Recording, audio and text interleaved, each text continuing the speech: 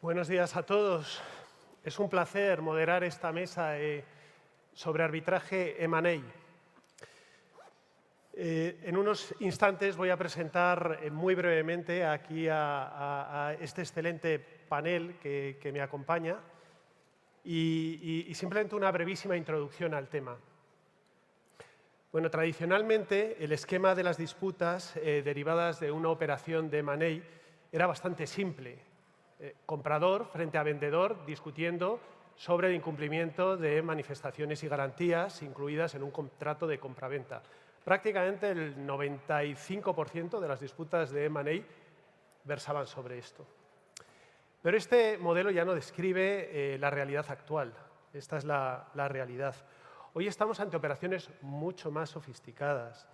El riesgo ya no se queda en las partes, se desplaza, se divide, se estructura, incluso se vende. Un buen ejemplo es el seguro de Warranties and Indemnities, del que seguro que habéis oído hablar, el famoso W&I.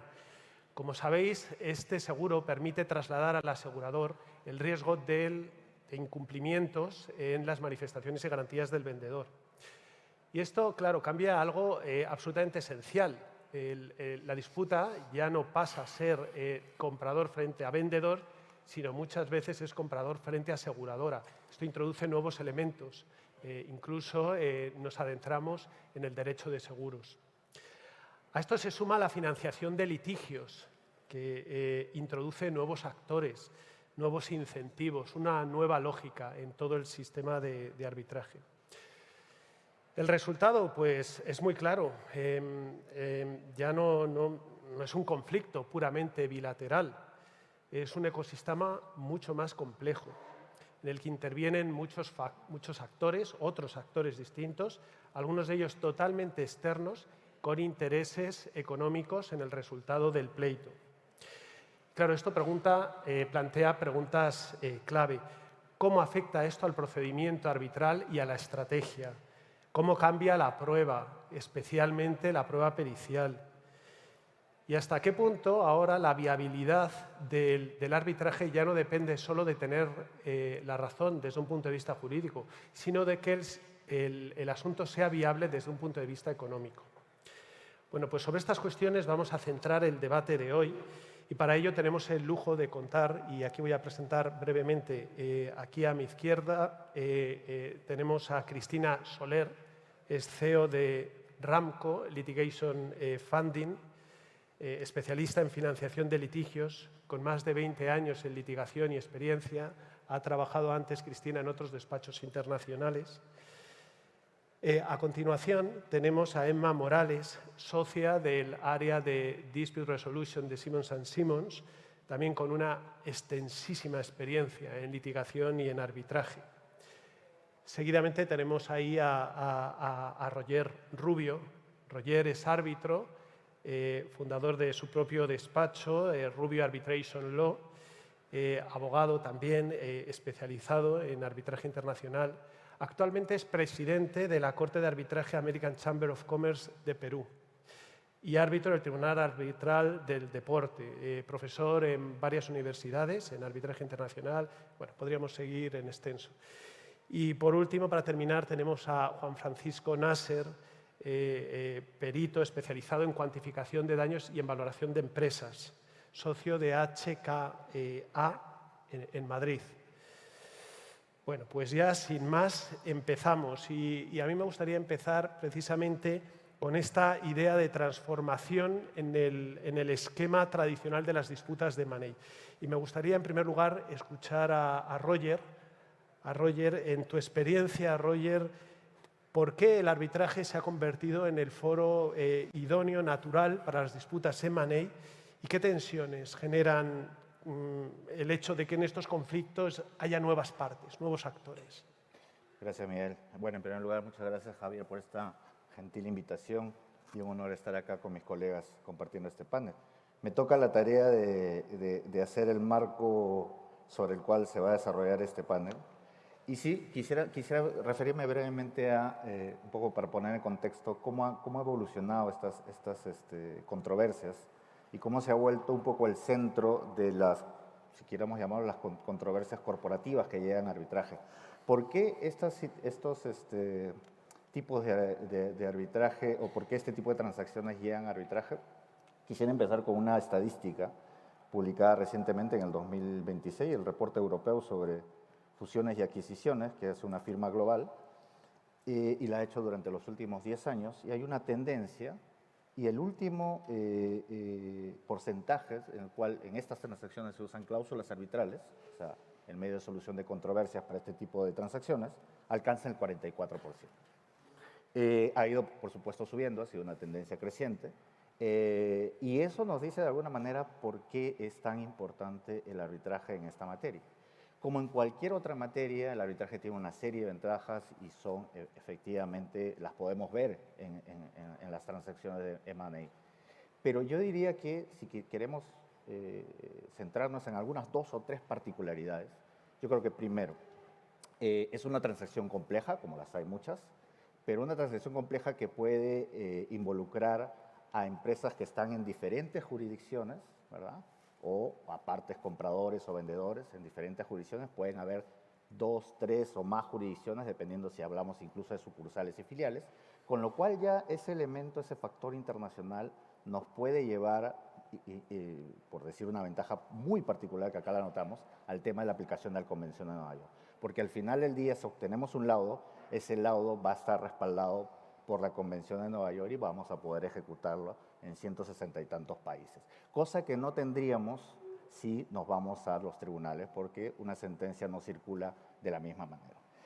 Dos elementos más que me gustaría comentar es cómo la estructura de esta transacción ha ido cambiando. Efectivamente, como decía Miguel, antes era el comprador, el vendedor. Hoy en día tenemos muchos actores, los acabo de mencionar, y tenemos muchos documentos contractuales, lo cual nos lleva a un escenario efectivamente donde no solamente vamos a tener al comprador, al vendedor, podemos tener grupos de accionistas que celebran algún tipo de transacción relacionada con las fusiones y adquisiciones, podemos tener, por supuesto, terceros, garantes, podemos tener aseguradoras. Entonces, ahí ya tenemos un complejo, un engranaje complejo de roles, pero además, al lado de eso, ya tampoco se celebra un solo contrato de transacción de fusiones y adquisiciones.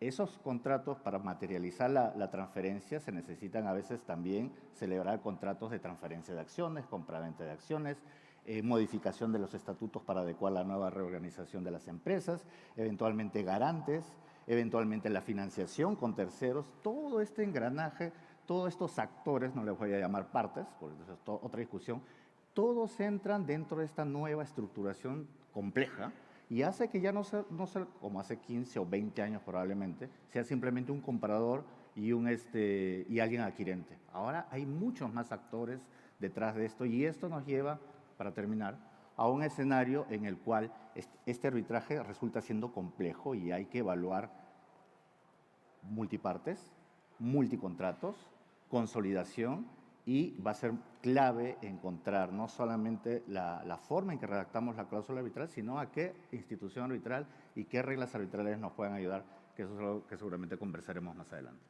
Muchas gracias, Roger.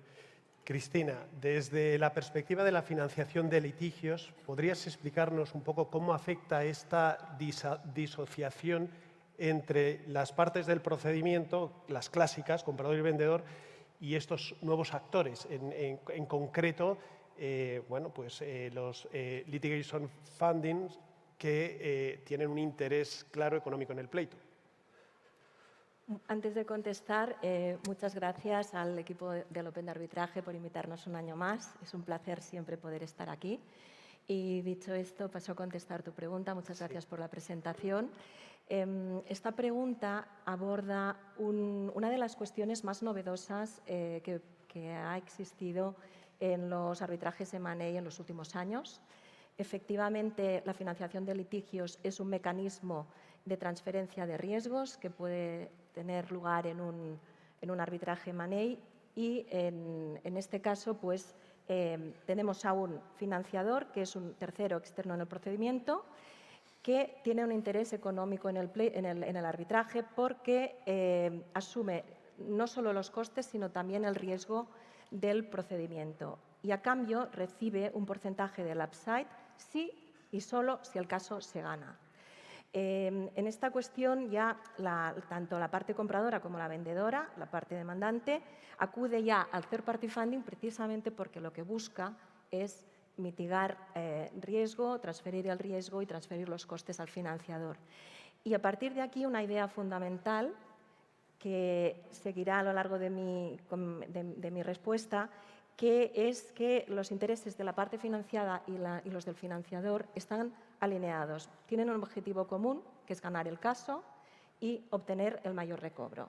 Por tanto, las dos partes ganan si el pleito se gana y pierden conjuntamente. Y esta es una idea fundamental para el equilibrio entre las partes. Y en la práctica, ¿qué sucede cuando se financia un arbitraje money? Nosotros no vemos que haya diferencias muy marcadas. De hecho, vemos que simplemente podríamos destacar pues, hay mayores recursos económicos y, en segundo lugar, hay las consecuencias de esta transferencia de riesgos. En el plano procesal no cambia absolutamente nada. El procedimiento, la duración, las garantías son las mismas. Los financiadores son los primeros interesados en que se cumplan las garantías de los pleitos. Solo dos cuestiones a destacar. Se tendría que notificar y comunicar a la Cámara Arbitral, ahora ya la reciente regulación de las principales cámaras arbitrales hay que hacerlo así, que el pleito está financiado y la identidad del financiador. De momento, solo en casos excepcionales, el contrato de financiación, que como digo es muy excepcional. En segundo lugar, es muy habitual que en estos casos haya seguros de costas que, sobre todo en casos en que el demandante tiene un patrimonio que no es muy solvente. En ese caso, el financiador paga la prima del seguro y forma parte de los costes del procedimiento. En el plano estratégico, hay que destacar que un financiador da una capa de rigurosidad económica, se realiza un análisis externo en base a parámetros objetivos sobre la viabilidad, la ejecutabilidad, etcétera. Y eso, al final, puede significar una ventaja ya también a nivel de prueba, que es esencial en casos de arbitrajes M&A, que son pruebas técnicamente muy complejas. Se dispone de mayores recursos y, al final, esto no está confrontado en cuanto a las partes, sino que refuerza la posición. Y todo este equilibrio se regula contractualmente. Se regula la distribución de riesgos y la toma de decisiones a través del contrato. Y, como siempre, tener un contrato bien diseñado pues es una garantía de mantener este equilibrio. Nosotros en Ramco seguimos los principios de la Asociación de Litigation Funders de UK y también de la IRFA, y en estos casos, en aplicación de estos códigos, aplicamos unos mecanismos contractuales que permiten mantener este equilibrio y que ambas partes persigan el mismo resultado. Un ejemplo de ello sería cuando hay una cláusula, por ejemplo, en cláusulas de posibilidad de llegar a acuerdos extrajudiciales. Si hubiera una discrepancia entre las partes, buscamos que haya posibilidad de dirimir a través, por ejemplo, de que se siga la recomendación del abogado o, por ejemplo, que se nombre a un experto independiente que pueda dirimir. En casos de cláusulas de salida también hay una lógica dirimente y, por tanto, podríamos decir que no hay una distorsión no hay una distorsión de lo que es el arbitraje en sí por la participación de un financiador, sino que el financiador es un aliado, es un partner que tiene el mismo objetivo, que es comparte riesgo y tiene el objetivo que es lograr el éxito del arbitraje. Muchas gracias, Cristina. Me ha parecido entender que sí que eres partidaria de revelar dentro del arbitraje la existencia de un financiador. Sí, nosotros creemos que esto da seguridad jurídica. Además, de cara a poder valorar potenciales conflictos con el árbitro, nos parece esencial y como digo, estamos a favor, pero creemos en una divulgación limitada. Creemos que solo en casos excepcionales se debería hacer el disclosure de lo que es el acuerdo de financiación. Tiene cláusulas confidenciales, incluso que pueden revelar cuestiones de estrategia del caso. Y incluso en los casos en los que se tendría que, por ejemplo, valorar si se puede otorgar o no, o si conviene o no, otorgar un security for cost, En esos casos únicamente haría falta divulgar la cláusula de costas y cómo se regulan en el contrato de financiación, pero nunca la totalidad del contrato, que como digo es confidencial y podría perjudicar a la parte financiada y al financiador. Muy bien, Cristina. No sé si alguno del resto de los ponentes de la mesa quiere añadir algo, si está conforme también con lo que ha dicho Cristina desde el punto de vista del financiador, sobre todo en cuanto a la estrategia, ¿no? Cristina nos ha dicho cómo esa estrategia está coordinada, ¿no? entre el cliente y el financiador. ¿Vuestra experiencia cuál es, Emma? No, yo estoy 100% de acuerdo en que creo que el disclosure de la existencia del financiador ayuda, pero también estoy de acuerdo en que ese disclosure tiene que ser limitado. Yo no estoy de acuerdo en que se comparta el contrato y creo, y esto probablemente suponga tirarnos piedras contra nuestro propio tejado, pero creo que más bien el foco hay que ponerlo en el árbitro. El árbitro es el que tiene que demostrar que no tiene conflicto de interés. Entonces, bueno, pues creo que habría que cambiar ese foco del financiador, que ahora está muy enfocado ahí, más hacia la figura del árbitro. Perfecto, muy bien, muchas gracias. Bueno, siempre ha sido muy importante en el arbitraje M&A el tema del informe pericial, ¿no? De la cuantificación del daño, ese es el elemento clave. Y dentro de este nuevo esquema de funcionamiento me parece que todavía cobra una importancia mayor, ¿no? Porque también es un elemento muy importante a tener en cuenta, sobre todo por el financiador. Bueno, sobre este punto de la cuantificación del daño, que sabemos que muchas veces implica mucha dificultad, ¿no? En este tipo de operaciones, tanto identificar el daño que se deriva de ese incumplimiento de una manifestación, una garantía que ha hecho el vendedor en el contrato, como cuantificarlo luego, ¿no? Muchas veces no está claro qué parte del daño es imputable al comprador, cuál es al vendedor, cuál es a la evolución normal del negocio. Tampoco es evidente el momento en el que se tiene que cuantificar ese daño. Bueno, pues aquí sí que me gustaría, Juan Francisco, como perito especializado en esto, ¿cuáles son los principales retos que se derivan de esto? Muchas gracias, Miguel. Sí, para contestar esto, yo creo que, dada la diversidad de disputas post-M&A, me gustaría centrarme en algo que tú has adelantado, que son aquellos casos de alegado incumplimiento de manifestaciones y garantías donde la controversia gira en torno a la omisión en la revelación de información relevante que presuntamente tiene un impacto en el precio, ¿no? Que suelen ser los casos más complejos. Y si tuviera que resumirlo en una idea, diría que en estos casos el reto no es tanto técnico, sino es conceptual y probatorio. Y muchas de las dificultades surgen porque se sigue pensando el daño desde una perspectiva transaccional cuando realmente hay que probarlo en un entorno adversarial. Y para explicar esto me voy a atrever a utilizar un símil de la Fórmula 1 y lo que quiero decir es que pensar desde un punto de vista transaccional es como diseñar un coche que va muy rápido en el túnel de viento, sin comprobar que ese coche puede terminar la carrera, ¿no?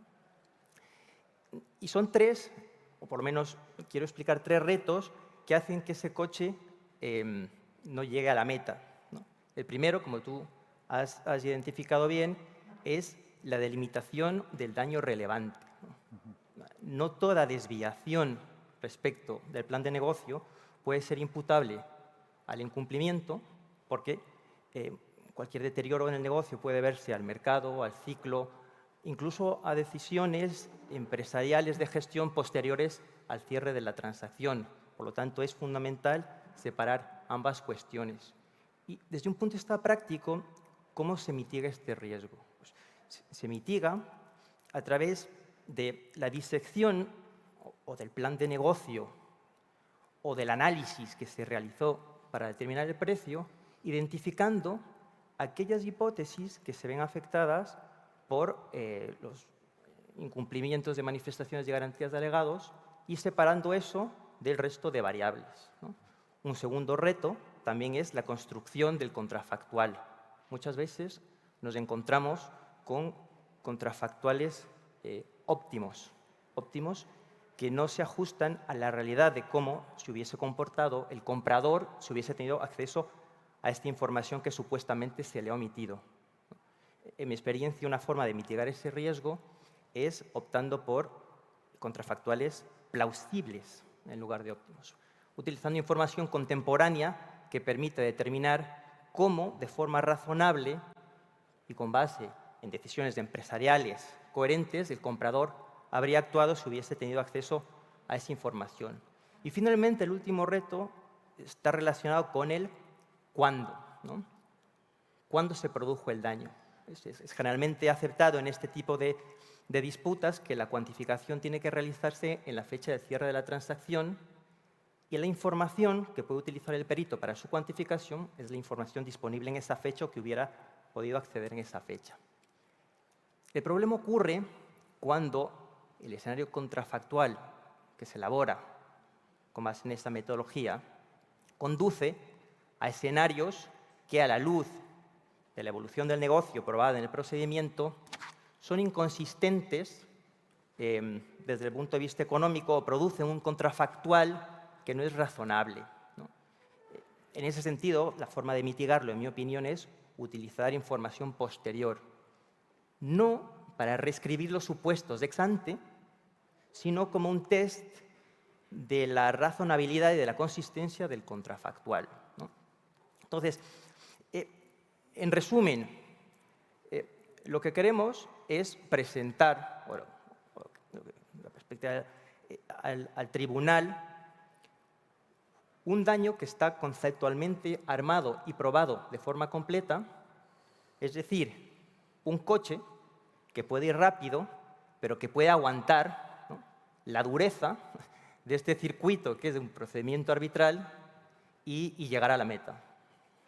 Si no he entendido mal, un poco lo que quieres decir es que es muy importante contar bien la historia, ¿no? Más que entrar o perderte en los aspectos técnicos de la cuantificación, tener una historia coherente, ¿no? Exactamente. Eso, entiendo que ahí es importante la coordinación también con el abogado de parte para juntos poder armar esa historia creíble, ¿no?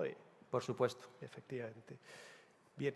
Emma, te quería preguntar, desde tu experiencia, ¿cuáles son las principales contingencias que surgen en relación con la cuantificación del daño? Bueno, ahora antes de contestar, que antes no lo he hecho, dar las gracias aquí a Javier, a Sonia y a Pello, que lo habéis vuelto a hacer. Dicho esto, que nos corre el tiempo, vamos a ver, no voy a descubrir la pólvora. Aquí cualquiera de este teatro sabe que las principales contingencias están vinculadas con el precio, con la pasta. Al final eso es lo que mueve cualquier disputa. Sin embargo, no es lo único. La realidad es que yo me he encontrado, en mi experiencia, con procedimientos arbitrales en los que se discuten varias cosas a la vez alrededor de ese precio. Entonces, yo creo que una buena forma de sistematizarlo para explicarlo, para mí, es dividirlo en los propios elementos configuradores del daño. Es decir, un grupo serían los incumplimientos, otro grupo serían las relaciones de causalidad y otro grupo serían los daños en sí. En relación con los incumplimientos, para mí en esta categoría hablaríamos de todas aquellas regulaciones contractuales típicas, y es a las que tú te has referido al principio. Pues la regulación de las reps and warranties, de las specific indemnities, de los caps, los baskets, las limitaciones temporales a la reclamación, los seguros de W&I. Dentro de estos, lo que sí, y es un poco lo que tú estabas diciendo antes, es verdad que tradicionalmente en las disputas M&A la mayor parte de ellas venían por problemas en las reps and warranties. Y yo creo, o por lo menos desde mi experiencia, esto ha ido disminuyendo, porque cada vez están mejor redactados los contratos, son más claras esos incumplimientos y entonces las partes en esos aspectos suelen llegar a un acuerdo transaccional. Post-closing, oye, pues el comprador hace una revisión y dice, te reclamo esto. Y el vendedor no se mete en un arbitraje para eso, sino que lo paga. Esa es por lo menos mi experiencia. No sucede, sin embargo, lo mismo con las specific indemnities, que paradójicamente tienen un elemento un poco más de incertidumbre. ¿Y a qué me refiero? Pues en las specific indemnities están vinculadas a una reclamación por un litigio en curso, por una multa, por un tema fiscal, medioambiental, lo que sea. ¿Qué pasa? Que como tenemos este elemento regulatorio externo, por muy bien redactada que esté la indemnity, a veces surgen cosas, hitos, que no estaban previstos. Entonces dices, bueno, ¿y esto es un trigger event para que yo ya pueda reclamar o no puedo, porque a lo mejor hay una resolución por parte de la autoridad competente que no está prevista específicamente o hay un trámite que no está previsto y eso sí da lugar muchas veces más a problemas. Por ejemplo, tuve un caso muy entretenido en la compraventa de un hotel que tenía un campo de golf y bueno, pues el ayuntamiento en relación con ese campo de golf desde un punto de vista urbanístico estuvo haciendo varias cosas que no estaban previstas en la indemnity, por muy bien redactada que estuviera. Luego, por ejemplo, en los seguros, ya lo has dicho tú, en los de W&I, pues hoy en día lo que han introducido es una casuística absolutamente diferente, porque el comprador ya no se dirige frente al vendedor, se dirige frente al seguro, con todo lo que eso implica desde el punto de vista del arbitraje en sí. Es decir, aquí hay ya reclamaciones en relación con si la cobertura está bien o no, o si hay exclusiones, en fin, es otro tipo de procedimientos. En un segundo grupo, yo marcaría aquellas contingencias relacionadas con la relación de causalidad, con ese nexo de causalidad que normalmente lo que dice el vendedor es que se rompe. Pues que el breaking the chain por parte del comprador porque ha hecho no sé qué gestión y entonces ya no es imputable al vendedor, porque hay concurrencia de causas y últimamente hemos tenido muchísimos asuntos porque como la realidad nos supera, pues con los material adverse changes, pues hay que si las pandemias, las guerras y demás, y todo esto influye en esas reclamaciones. Y por último, los clásicos del daño, que son los más vinculados directamente al precio, pero que, insisto, no suelen venir solos y entre los que me gustaría destacar, también por su relevancia últimamente, pues aquellos asuntos en los que el precio tiene un earn-out, es decir, que está diferido a futuro, y aquellos asuntos en los que el precio tiene ajustes, que son, para mí, es el espejo del earn-out, pero mirado hacia pasado. O sea, es decir, qué cálculos tengo que efectuar para que al final el precio que pague el comprador refleje efectivamente el valor de la empresa a día de hoy. Y bueno, pues de eso hay casuística de todo tipo. Por ejemplo, en los de earn-out pues tuve una disputa muy divertida. Nosotros éramos los vendedores de una sociedad que gestionaba parkings y una parte del precio se derivó al performance de los parkings durante 12 meses. Entonces, había uno de los parkings que era el parking estrella, que al final tuvo un resultado pésimo y la cuestión fue que ese parking estaba al lado de un Mercadona y el Mercadona cerró. Y claro, ahí hubo una reclamación del vendedor, porque del comprador, porque lo que nos reclamaba era que tendríamos que haber sabido los términos del contrato de alquiler que expiraba de Mercadona y eso lo tendríamos que haber incluido en el disclosure, en la due diligence. Aquí había también un seguro de W&I y bueno, pues ahí les dijimos que se pelearan con el seguro. Y por ejemplo, otro tema también muy interesante que tuvimos con un ajuste de precio, en este caso éramos los vendedores también, pero aquí salimos peor parados, era una compraventa de una entidad de créditos al consumo. Entonces, se hizo, os lo prometo, una arquitectura financiera de ajustes de precio como yo he visto pocas y luego se cometió un error probablemente logístico y es que se vinculó la descripción en definiciones de la fecha de cierre solamente con el evento de la notaría. O sea, lo que se estaba pensando era, oye, esto vamos a escribirlo de tal manera que a la notaría hay que ir evidentemente un día hábil y que sea el primer día hábil del mes. Bueno, pues coincidió que el primer día hábil del mes era un lunes 3. Y ese fue el día que se consideró el día del closing. ¿Qué pasó? Que ahí éramos compradores, el vendedor hizo un cash sweep de los créditos repagados los días 1 y 2, sábado y domingo, que no estaban en el espíritu del contrato, que fueran para el comprador, sino que fueran ajustes del precio. Y ahí pues también nos peleamos. En conclusión, todos van en relación con el precio, la mayor parte de las disputas, pero no van solas. Muchas gracias, Emma, por este recorrido tan detallado y tan interesante. Roger, no sé si quieres hacer algún comentario sobre esto. Solamente un comentario muy breve en relación a las dos últimas intervenciones. En cuanto a las Spare Determination, creo que es muy importante, es una de las cosas que hay que tomar en cuenta, de que, claro, siempre hay el due diligence y probablemente el contrato, la transacción tenga un mecanismo de revisión de precio o un pago diferido en el cual se necesite otro Spare Determination. El problema es saber calzar bien eso con el acceso al arbitraje. He tenido yo también un caso en el cual no estaba muy claro en qué momento terminaba ese procedimiento, por decirlo de alguna manera, y en qué momento se accedía al arbitraje y la calidad de vinculante de esa decisión finalmente del perito. Claro, todos sabemos que las partes pueden decir que es vinculante, pero al final del día, con ser vinculante no puedes ir y ejecutar esa decisión. Tienes que pasar por un procedimiento de arbitraje. Entonces, yo creo que es bueno en este universo de disputas que nos ha comentado Emma, también tener en cuenta que si hay un tema de intervención de multi-tier clauses, se tenga en cuenta el acceso al arbitraje en coordinación con el tema de expert determination, ¿no? Muy interesante, Roger. Vamos a volver ligeramente a la financiación de litigios. Cristina, ¿qué factores resultan determinantes para decidir si un arbitraje, un litigio es financiable o no lo es?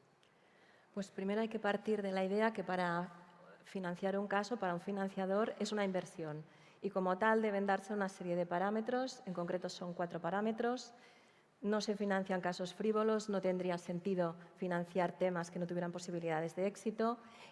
No hay estadísticas computables, pero la industria cree que se financian solo el 10% de los temas que se presentan y los parámetros principales serían, en primer lugar, la solidez jurídica. No se trata de tener una pretensión posible o que sea defendible. Se trata de tener una pretensión con probabilidades sólidas de éxito, lo cual significaría más del 65% de posibilidades de éxito después de un análisis independiente. Y se examinan los riesgos procesales, se examinan el track record del despacho que lleva el arbitraje, pues la documental, el relato de los hechos. Luego, el segundo parámetro sería la ejecutabilidad del laudo. El objetivo es ejecutar, por tanto, se haría una due diligence de la solvencia del demandado, jurisdicciones de ejecución, localización de activos. El tercer parámetro sería ya el horizonte temporal y estructura de costes, en el sentido de la inversión, los costes de este procedimiento serán sostenibles a lo largo o en la duración esperada de ese procedimiento, y además se analizaría, por ejemplo, si hay algún mitigante de riesgo, tipo, por ejemplo, algún seguro W&I que cubre una parte del daño. Eso podría ser un incentivo, por ejemplo. Y finalmente, el cuarto aspecto, que para nosotros es el más relevante en arbitrajes M&A, que sería la cuantificación. Hay una serie, la cuantificación es técnicamente compleja en este tipo de casos, por tanto, se haría una due diligence económica y se tendrían en cuenta una serie de requisitos, entre otros, pues se examinaría primero si la ratio de retorno por parte del financiador y la cuantía reclamada permite tener el retorno esperado por parte del financiador. Eso es un punto fundamental. Y luego, si se han utilizado, cómo se ha construido la teoría del daño, cómo se ha cuantificado ese daño, se han utilizado metodologías reconocidas, cuál es la solidez de esa cuantificación, la relación entre daño líquido y daño especulativo. Y, por tanto, lo que se espera es que esa cuantificación no se espera la más alta posible, sino que lo que se espera es que sea la que es realmente posible, y si fallara este caso, esta cuantificación, aunque fuera un caso muy solvente jurídicamente, no se podría financiar. Por tanto, destacaríamos que esto es un punto fundamental. Gracias, Cristina. Ya muy rápidamente, que nos queda muy poco tiempo. Juan Francisco, ¿hasta qué punto esta es vuestra experiencia con los financiadores? Sí, muy rápidamente. Es exactamente como lo ha comentado Cristina. Nuestra experiencia con los financiadores es que, desde la perspectiva de la cuantificación, ellos no miran una cifra en abstracto, sino la historia, ¿no? Lo importante no es que la cuantificación sea muy elevada, sino que aguante el test, ¿no? Volviendo al símil de la Fórmula 1, no es suficiente que el coche sea muy rápido, sino que termine la carrera, ¿no? Y como toda inversión, la inversión está afectada por cuestiones como concentración de riesgo, es decir, si la cuantificación depende de dos hipótesis que son discutibles, el riesgo está muy concentrado, económicamente es poco atractivo. Volatilidad. Los financiadores, a mí me consta, someten los casos a situaciones de estrés. ¿Qué pasa si el tribunal ajusta el escenario? ¿Qué pasa si se reduce el periodo? Si una cuantificación pasa de 0 a nada, es muy volátil, y como todo activo con alta volatilidad, es menos atractivo desde un punto de vista económico. Por lo tanto, suscribo las palabras que ha dicho Cristina. Muchas gracias, Juan Francisco. Se nos ha terminado el tiempo. Yo me quedo un poco, lo único, Roger, no sé si quieres en una línea darnos un mensaje final y con ello ya terminamos. Esto muy rápido, de ¿Verdad? segundos simplemente.